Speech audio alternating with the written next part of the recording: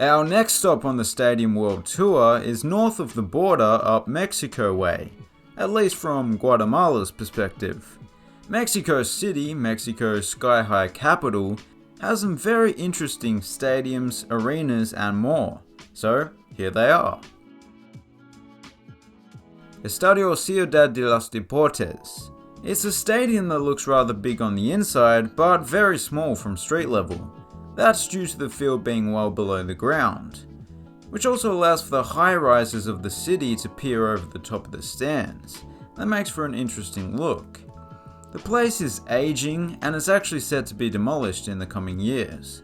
The club that plays here have already relocated to Estadio Azteca, which you'll see later on. Then there is Plaza de Toros, Mexico, a bull ring. Personally, I'd like to see all bull rings converted into a concert venue or something. I just don't think the bullfighting belongs in the 21st century.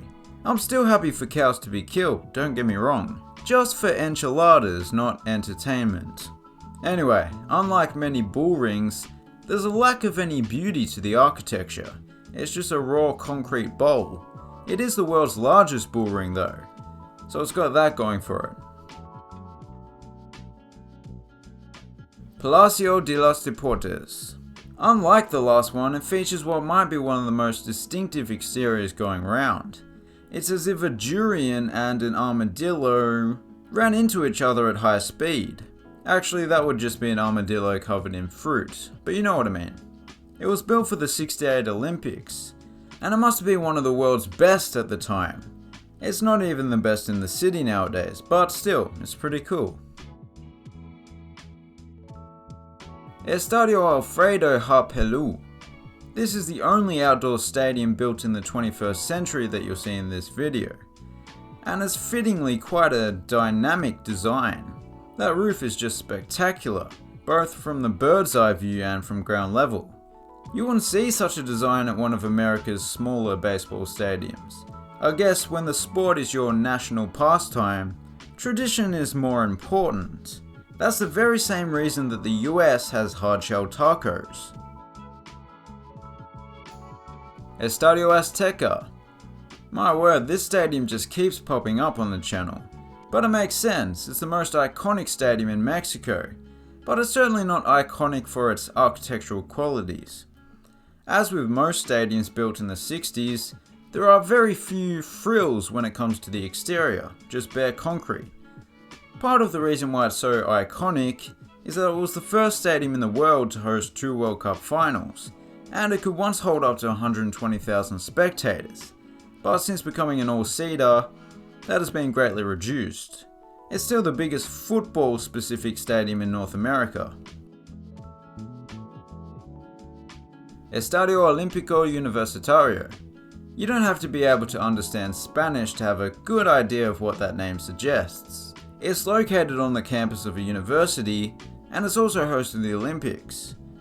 The asymmetrical bowl design was ahead of its time, and that's why even though it's quite basic, aesthetically speaking it still holds up today. Quite a few other stadiums have been inspired by it. One aspect that sets it apart from those is the stone exterior that features some interesting artwork in places. Estadio Steelers, Mexico. Everyone knows that Mexico is a football-loving nation, but they actually have a decent following of football. American football. This small stadium is home to a local team called Steelers MX. It's certainly not in the best of shape, but it does the job, I suppose.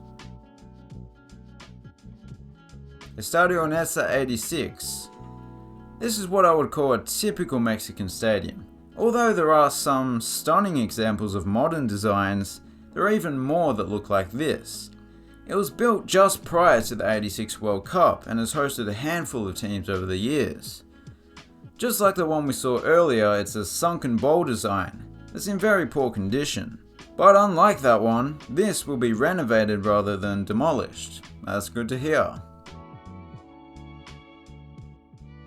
Built on the side of what was a cattle ranch, Mexico City Arena is one of the world's largest. The design is quite unique in that it's tilted like so. and there are some very impressive LED screens on the outside and within. Despite all the upside, it doesn't have a permanent sporting tenant. Its biggest events are singing and fighting, and pretend fighting, and maybe a bit of monster trucks, you get the picture. But I think the arena is of NBA quality. Wink wink, nudge nudge. Wait, who am I talking to? Me! I didn't know his voice sounded like that. Estadio Municipal Los Pinos. Pinos is Spanish for, well, I think it's quite clear. I mean, Pinos even sounds like the English word for it. Of course I'm talking about the pine tree. Anyway, it's a very rudimentary football stadium with only a few dozen proper seats. At least there are plenty of pinos. Arena Coliseo. It's not a basketball arena, but one built especially for wrestling, and I guess boxing as well. From street level, it just looks like any other building, but on the inside it's certainly worthy of its name. A triple-tiered theater of doom. Incredible. Estadio Roberto Mendes. It's a pretty straightforward track and field stadium, but I do like that it's surrounded by trees once again, both for aesthetic purposes and it adds a bit of shade, I guess. Yeah, I haven't got much to say. University swimming pool. I don't know what the capacity of this one is, but this pool hosted some water polo at the Olympics, so thought it was worth a mention. Alberca Olímpica Francisco Marquez. Another venue from the '68 Olympics, this time for the water polo without the ball. Swimming, I think it's called.